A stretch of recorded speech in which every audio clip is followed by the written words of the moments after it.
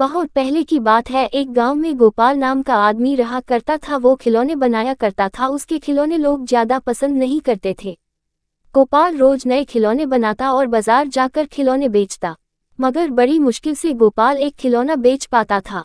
एक दिन गोपाल का पड़ोसी जीवन उसके पास आकर कहा, जीवन, अरे गोपाल, आज तो तुम्हारे खिलौने वैसे के वैसे ही है। गोपाल, हाँ जीवन भाई, मेरे खिलौने बिक ही नहीं रहे हैं।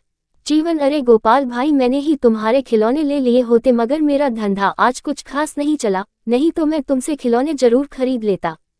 गोपाल, जीवन भाई, तुमने पूछा यही बहुत है मेरे लिए।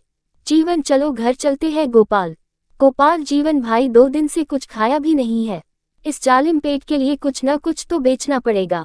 जीवन, हाँ भाई, तुम बेचो, मैं चलता हूँ। ऐसा कहकर जीवन चला गया। अब गोपाल खिलौने बेचने लगा। थोड़ी देर में एक औरत और बच्ची गोपाल के पास आकर पूछने लगी कि ये गुड़िया कितने की है। गोपाल, ये गुड़िया 20 रुपये की है बहन। घर जाने का समय हो गया है, कुछ कम करके खिलौने दे दो, अब घर जाने का समय हो गया है। औरत, खिलौने उतने अच्छे नहीं है। गोपाल, एक काम कीजिए, ये खिलौने 15 रुपये में ले लीजिए, इससे कम तो नहीं आएगा। औरत, नहीं भैया, ये खिलौना 10 रुपये में देना है तो दो, मैं इससे 1 रुपया भी ज्यादा नहीं दूंगी। गोपाल, ठीक है, ये लो गुड़िया। औरत ने 10 रुपये देकर वो खिलौना खरीदा और वहां से चली गई। गोपाल को दिन भर की कमाई में 10 रुपये ही मिले थे, इसलिए गोपाल थोड़ा नाराज था। शाम हो जाने के कारण गोपाल जल्द ही निकल गया। गोपाल अपनी टोकरी उठाकर घर जाने के लिए जल्द निकलता है। शाम होने के कारण वह जंगल के रास्ते से घर जाने लगा। वो सोच रहा था कि सारे दिन का कमाई 10 रुपये ही, भगवान क्या होगा। वह जंगल के रास्ते से घर कभी कभी जाया करता था, इसलिए उसे डर नहीं लगा। गोपाल एक पेड़ के नीचे से जा रहा था, तभी उसे किसी की आवाज सुनाई दी, गोपाल गोपाल गोपाल। रास्ते में फिर से जाने लगा। गोपाल गोपाल, आवाज आई। गोपाल, कौन है, किसने आवाज लगाई। तभी गोपाल को पेड़ के नीचे एक औरत दिखाई देती है।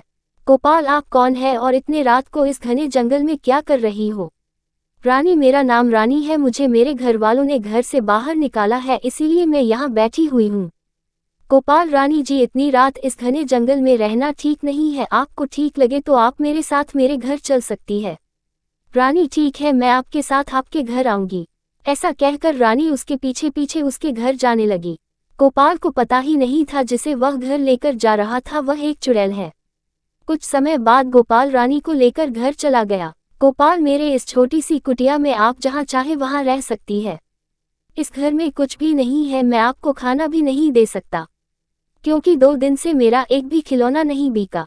आज सिर्फ एक ही खिलौना बिका है, उस 10 रुपये से चने लेकर आया हूँ, इसमें से आप थोड़े खा लीजिए, थोड़े मैं खा लेता हूँ। ऐसा कहकर रानी और गोपाल चने खाकर सो जाते हैं।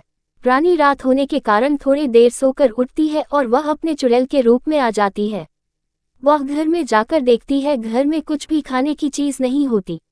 वो 2 डिब्बों में अपने जादू से कुछ सामान भर देती है और घर के बाहर जाकर अपने जादू से बहुत सुंदर खिलौने बनाती है। खिलौने बन जाने के बाद वह वापस जाकर सो जाती है।